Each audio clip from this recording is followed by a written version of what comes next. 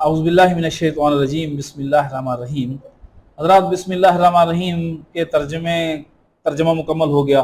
اب اس کا یہ جو تیسرا پارٹ ہے یہ اس کی تشریح ہے۔ دیکھیں رسول اللہ صلی اللہ علیہ وسلم نے فرمایا کہ اپنے ہر کام کا آغاز جو نیک ہو، جو مومن تو کرتا ہی نیک کام ہے، اب یہ کہنے کی کیوں ضرورت پڑے کہ مومن جو نیک کام کرتا ہے، جو اچھے کام ہوں، مومن نے تو کرنے ہی اچھے کام ہے، تو ہر کام سے پہلے اللہ کا نام لینا ہے۔ اور اللہ کے نام لینے کا طریقہ کیا ہے؟ بسم اللہ الرحمن الرحیم۔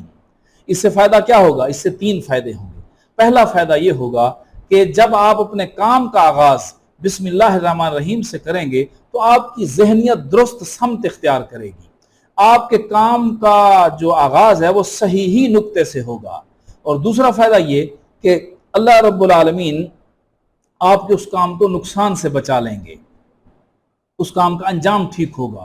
تیسرا فائدہ یہ کہ اللہ رب العالمین کی مدد آ جائے گی اور شیطان کی دراندازیوں سے اللہ اس کام کو بچا لے گا۔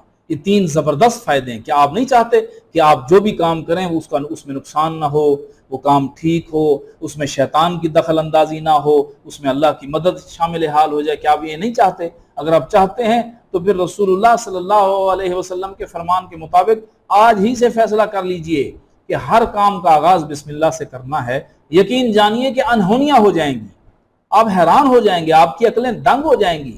آپ بجلی کا بٹن آن آف کریں تو بسم اللہ الرحمن الرحیم، جوتا پہننے لگیں تو بسم اللہ الرحمن الرحیم، پانی پینے لگیں تو بسم اللہ الرحمن الرحیم، کھانا کھانے لگیں تو بسم اللہ، ہر کام سے پہلے آپ نے پڑھنا ہے بسم اللہ الرحمن الرحیم، تو پھر انشاءاللہ اللہ تعالی حیران کر دے گا۔ حضرات ایک واقعہ بھی میں آپ کو سناتا چلوں۔ ایک گاؤں تھا، اس گاؤں میں ایک مسجد تھی، تو مولوی صاحب اس مسجد میں آ کر جمعہ پڑھاتے تھے۔ ایک دن مولانا صاحب نے جوش خطابت میں آ کر بسم اللہ الرحمن الرحیم کو موضوع بنایا، بسم اللہ الرحمن الرحیم کے موضوع پر خطاب کیا، اور جوش میں آ کر انہوں نے یہاں تک کہہ ڈالا کہ اگر بسم اللہ پڑھ کر تم دریا میں بھی قدم رکھو تو دریا بھی تمہیں راستہ دے دے گا۔ ایک دیہاتی بیٹھا تھا، وہ بڑا خوش ہو گیا کہ میرے لیے تو بڑی آسانی ہو گئی، میں روزانہ اپنے گاؤں سے نکلتا ہوں اور 3 کلومیٹر کا فاصلہ کرتا ہوں پل تک، پل سے پھر دریا کراس کرتا ہوں اور دریا سے پھر اپنے کھیت میں آتا ہوں، اور پھر واپس 3 کلومیٹر کا یہ سارا فاصلہ طے کر کے مسجد اور نماز پڑھ کے پھر گاؤں میں جاتا ہوں۔ تو یہ تو میرا مولوی صاحب نے تو میرا مسئلہ ہی حل کر دیا ہے، میرے لیے تو شارٹ کٹ راستہ بنا دیا، آسان بنا دیا۔ اب تو میں کل سے بسم اللہ الرحمن الرحیم پڑھوں گا اور اپنی بکریوں کو ساتھ لے کر دریا کے اندر قدم رکھوں گا اور دریا مجھے راستہ دے دے گا، اور مجھے یہ 6 کلومیٹر کا فاصلہ بچ جائے گا، مجھے پل کی طرف جانے کی کیا ضرورت ہے۔ تو گویا اگلے دن اس دیہاتی نے ایسا ہی کیا، اس نے بسم اللہ الرحمن الرحیم پڑھ کر دریا کے اندر پاؤں رکھا، قدم رکھا، دریا نے راستہ دے دیا۔ دیہاتی بڑا خوش، وہ بڑا حیران اور خوش کہ اللہ تیرا شکر ہے کہ تو نے میرے لیے آسانیاں پیدا کر دی۔ اگلے جمعے جب مولوی صاحب آئے تو یہ دیہاتی بھاگ کر اس مولوی صاحب کے پاس گیا اور اس کے قدموں کو، گھٹنوں کو ہاتھ لگایا۔ مولوی صاحب آپ کی بڑی مہربانی، آپ کا شکریہ، آپ نے تو میرے لیے آسانی کر دی۔ اس نے کہا کیا؟ اس نے کہا اب تو آپ نے نہیں کہا تھا پچھلے جمعے کے بسم اللہ الرحمن الرحیم پڑھ کر اگر دریا میں قدم رکھو گے تو دریا بھی تمہیں راستہ دے دے گا؟ بس میں بسم اللہ الرحمن الرحیم پڑھ کر دریا میں قدم رکھتا ہوں، دریا مجھے راستہ دے دیتا ہے۔ مولوی صاحب نے کہا ہیں؟ اس نے کہا جی ہاں۔ اچھا ٹھیک ہے تم جاؤ۔ مولوی صاحب نے دل میں یہ سوچ لیا کہ میں بھی اب جمعہ پڑھا لوں، ذرا دیکھتا ہوں کہ کیا واقعی دریا راستہ دیتا ہے کہ نہیں دیتا۔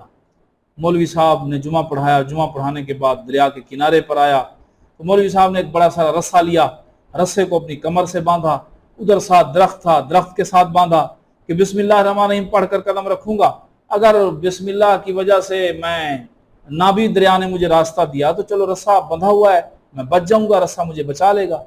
بس مولوی صاحب نے بسم اللہ الرحمن الرحیم پڑھ کر دریا کے اندر قدم رکھا۔ اتفاق سے وہ جگہ بڑی گہری تھی، دھڑام سے مولوی صاحب پانی کے اندر گرے اور ادھر سے زور سے جھٹکا لگا، رسہ ٹوٹا اور مولوی صاحب ہوتے کھانے لگے۔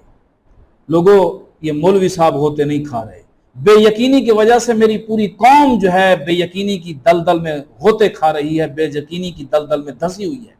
اگر ہمیں اللہ اور اس کے رسول کی باتوں پر یقین ہوتا تو انہونیاں نہ ہو جاتی، عقلیں دنگ نہ ہو جاتی، یہ سارے اللہ کی مدد اور اللہ کی طرف سے یہ امدادیں نہ اترتی پھر آسمان سے۔ آج ہم اللہ اور اس کے رسول کے احکام کو زبان سے تو مانتے ہیں لیکن ہمیں یقین نہیں ہے۔ اللہ ہمیں یقین کی یہ دولت نصیب فرمائے۔ اللہ ہمیں یقین کی دولت نصیب عطا فرمائے۔ وآخر دعوانا الحمدللہ رب العالمین۔